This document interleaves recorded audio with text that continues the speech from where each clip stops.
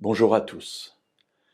Nous avons débuté hier une courte série de 3 méditations sur le jugement dernier, tel qu'il se trouve décrit dans l'Évangile selon Matthieu au chapitre 25.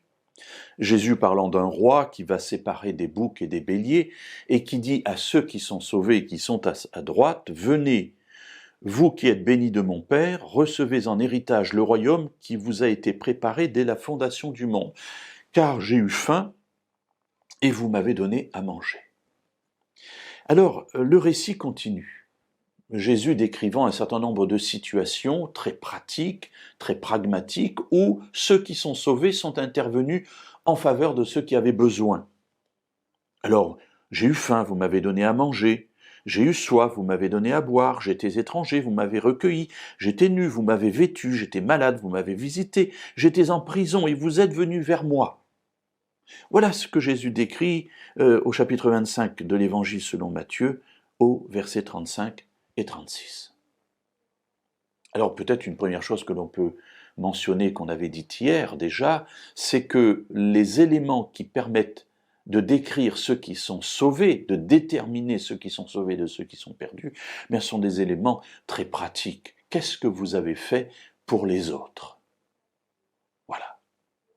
Intéressant d'ailleurs de noter qu'ici, il ne s'agit pas de grandes discussions théologiques, mais vraiment de la vie pratique de tous les jours. Est-ce que vous vous êtes soucié de ceux qui étaient plus faibles, de ceux qui étaient plus démunis, de ceux qui se trouvaient à votre portée, juste à côté de vous?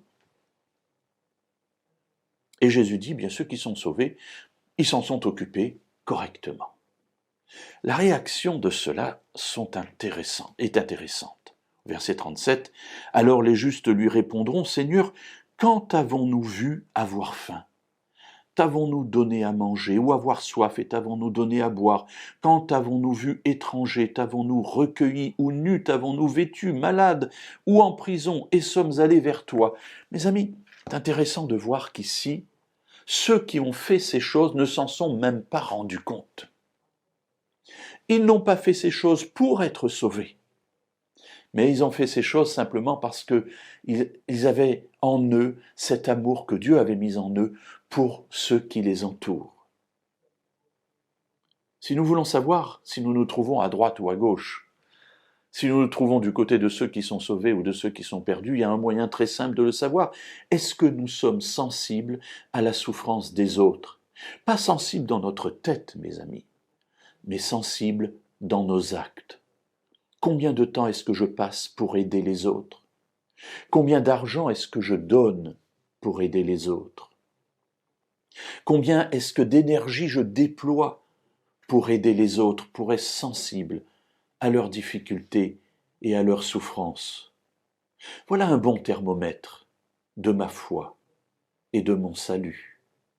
Alors nous verrons demain, dans cette dernière méditation, ce que nous pouvons en tirer comme conclusion.